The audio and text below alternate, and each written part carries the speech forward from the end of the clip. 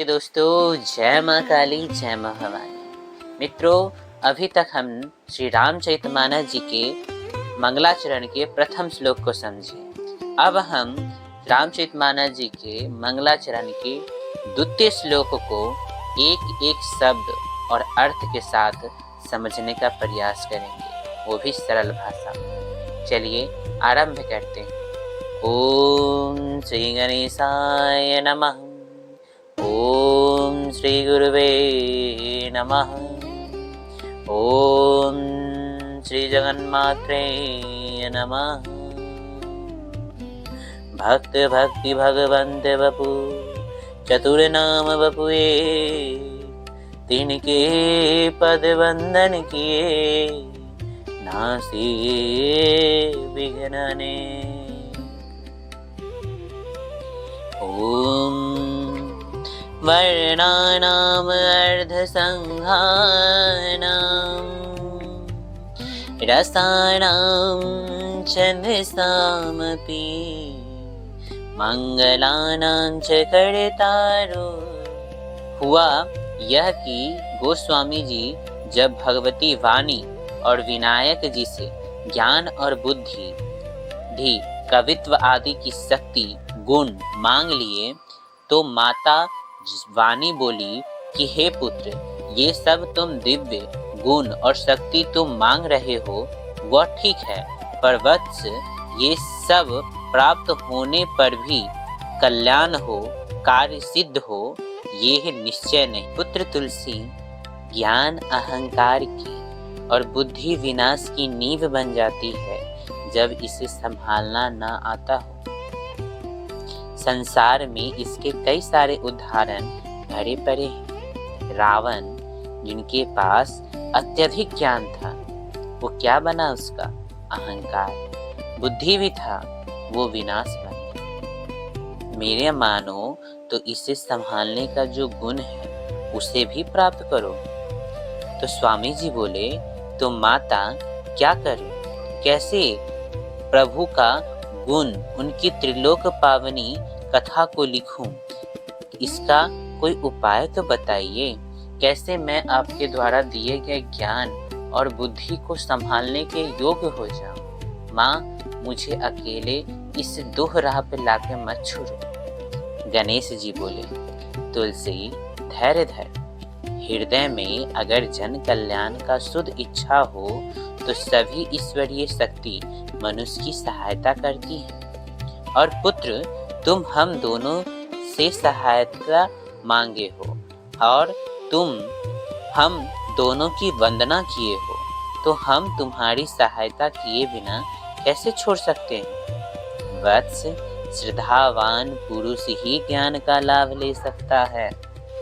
गीता में कृष्ण जी कहते हैं, श्रद्धावान लभते ज्ञानम। और जो ज्ञान प्राप्त करता है, सद्ज्ञानी होता है, उसकी बुद्धि कभी नहीं बिगड़ती। हम तुम्हें सही से समझाते हैं, ध्यान से सुनो। पुत्र, जब किसी वस्तु या मनुष्य के सद्भाव, सत्यता, हितैषता आदि की जानकारी होती है और वह सत्य प्रतीत होता है, साथ ही जब वो उपयोगी लगता है, तो उस समय जो मन का भाव सामने आता है वह विश्वास कहलाता है। सरल शब्द में समझो, तुमको कोई व्यक्ति अच्छा लगता है, उसका गुण जो है, गुण स्वभाव, उसकी सत्यता, उसकी हितैषता, उसका व्यवहार तुमको अच्छा लग रहा है और तुम जानते हो कि ये जो भी व्यवहार है वो सच्चा है, तो तुम्हारा उसके प्रति विश्वास हो जाएगा। ठीक है? विश्वास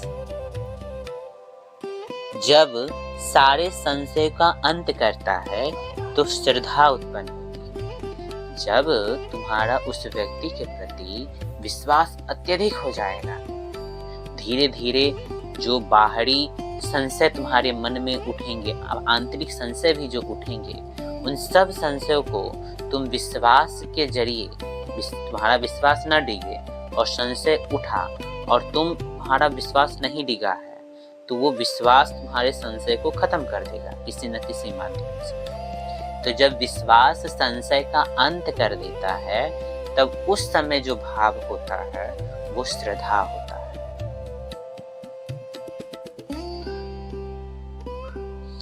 अब इन्हीं श्रद्धा और विश्वास की आवश्यकता तुम्हें है तुलसी।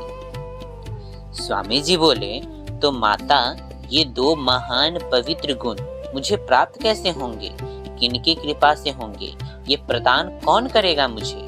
माता वाणी बोली, ये दोनों गुण पुत्र तुम्हें माता भवानी और भगवान शंकर प्रदान करेंगे, क्योंकि माता स्वयं साक्षात जगत जननी जगदम्बा श्रद्धा स्वरूप है और भगवान शिव साक्षात परब्रह्म परमेश्वर विश्वास है। इतना कह के माता वाणी और विनायक जी गोस्वामी जी को लेके कैलाश पहुंचे।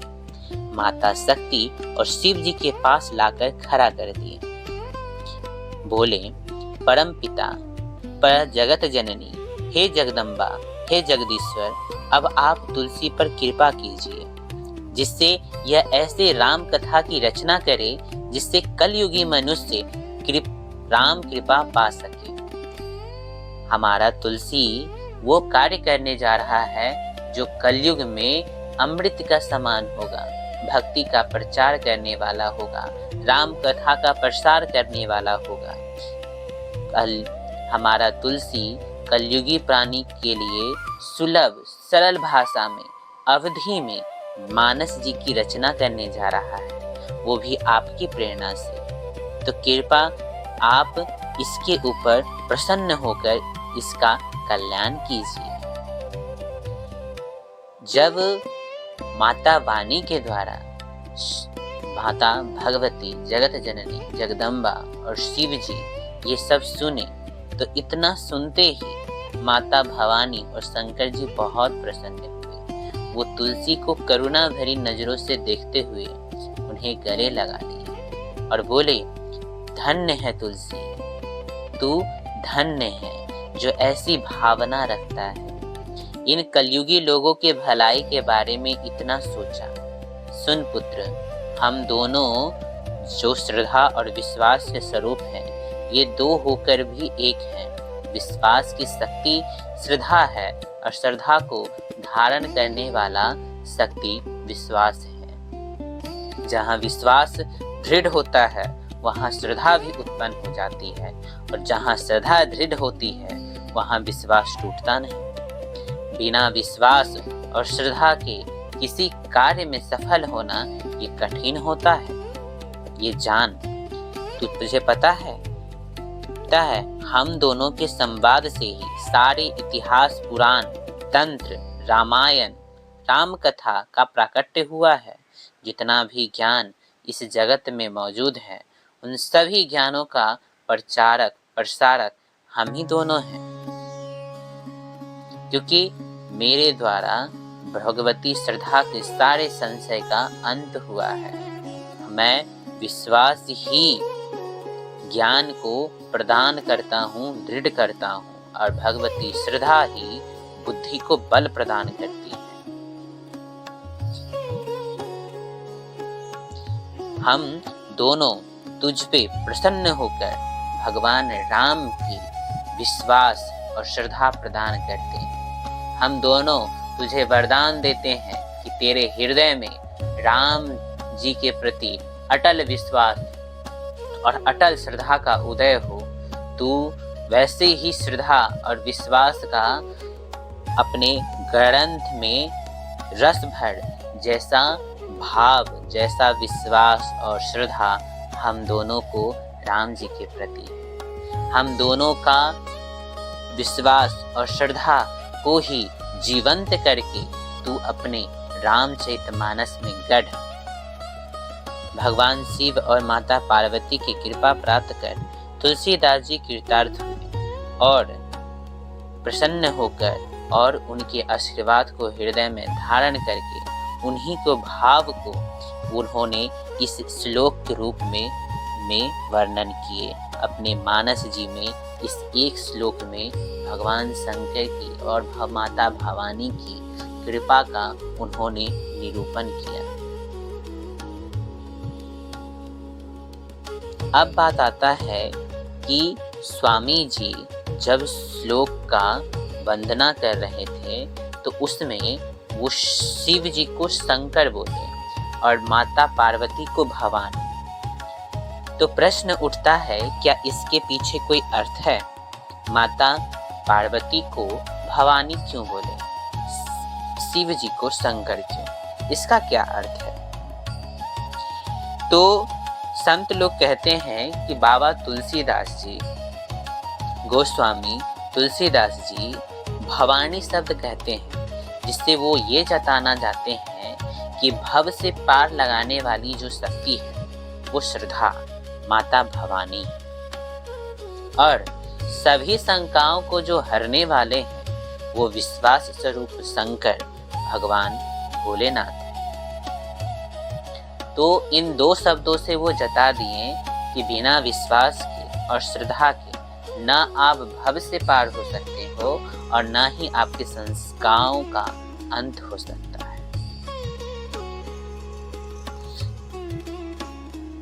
अब वो कहते हैं कि बिना इन दोनों के अपने अंदर भगवान का दर्शन नहीं होता है, सिद्धों को भी। अब बात आता है कि सिद्धा क्या होता है? सिद्ध किसे कहा जाता है?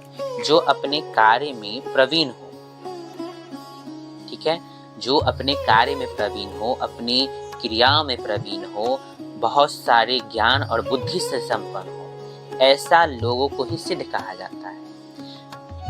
जो सिद्ध है, जो सब कुछ करने के लायक है, अच्छे से करने के लायक है, वो भी भगवान का दर्शन तब पा सकते हैं जब उनके अंदर हृदय में श्रद्धा और विश्वास हो। जब तक श्रद्धा और विश्वास नहीं है तब तक वो भगवान को देख नहीं सकते। श्रद्धा और विश्वास ही वो नेत्र है जिससे भक्त अपने भगवान को देख सकता है।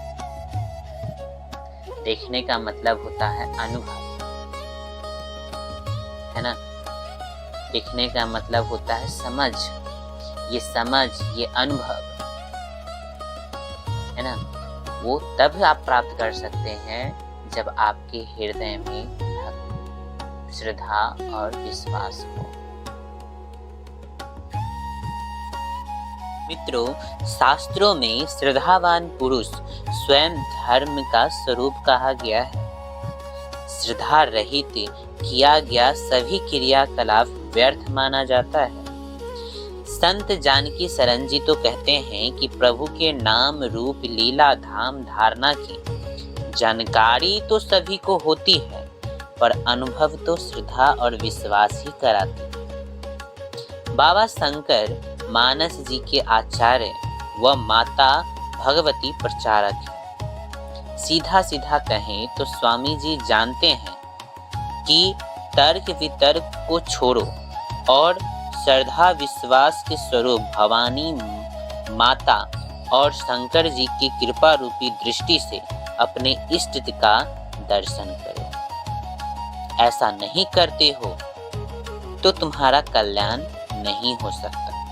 भगवान को देखने, अनुभव करने की ज्योति व नेत्र भगवान भवानी शंकर हैं। इस तरह से हम मानस जी के दूसरे श्लोक को समझ जाते हैं। आपको पता है मित्रों, मानस जी के एक एक अक्षर सिद्ध, सावर, वैदिक और तांत्रिक मंत्र के समान प्रभावशाली है। तो इस महाशिवरात्रि में भगवान की कृपा का अनुभव प्राप्त करने के लिए मैं आप लोगों को मानस जी के एक एक श्लोक का, एक एक चौपाई का जो मंत्र स्वरूप है उसका भी व्याख्यान करूँ। अभी आप इस मंत्र का साधना विधि सुनिए। ये इस मंत्र को अगर रात्रि में या दिन में स्वच्छ होकर नित्य 1000 बार जपा जाए, ऐसे अगर 10 दिन किया जाए और 11वां दिन 1000 बार हवन किया जाए तो ये मंत्र सिद्ध हो जाता है और ये मंत्र के सिद्ध होने पे भक्त अपने भगवान का दर्शन करने के योग्य माना जाता है, ऐसा शास्त्रों में वर्णन है। जो गुप्त है, जो जल्दी किसी को प्रकाशित नहीं होता है, ये गुरु गम्य है। पर आपको 11 दिन नहीं करना है। इस महापावन शिवरात्रि की रात्रि में समान विधि से शिवलिंग की पूजा करके वहीं पर आसन जमाकर भगवान शिव के सामने बैठकर आपको इस मंत्र का 10 माला मतलब 1008 बार जप करना है। ठीक है, अगर आप ऐसा कर लेते हैं तो सबसे ज़्यादा जो लाभ आपको होगा वो ये कि इस साधना के प्रभाव से आप भगवान के योग्य हो जाएंगे। जो पात्रता एक भक्त के अंदर होना चाहिए, इस साधना के प्रभाव से धीरे धीरे वो पात्रता आपके अंदर अवश्य आएगा। और अगर भगवान का और आपका साधना बहुत प्रचंड हुआ तो भगवान की कृपा से आपको अपने भगवान का साक्षात्कार होने का भी चांस है। ऐसा भी हो सकता है कि आपको अपने भगवान का, अपने इष्ट का दर्शन भी हो सकता है। भगवान शिव और माता पार्वती का कृपा तो इस मंत्र से, इस श्लोक रूपी मंत्र से तो अवश्य बरसेगा। तो विश्वास है इस तुच्छ दास को कि आपको ये सारी अनुभव समझ में आया होगा, आपको ये सारी बात समझ में आई होगी और आप इसे अवश्य करेंगे। आज के लिए इतना ही। जय मां काली, जय मां।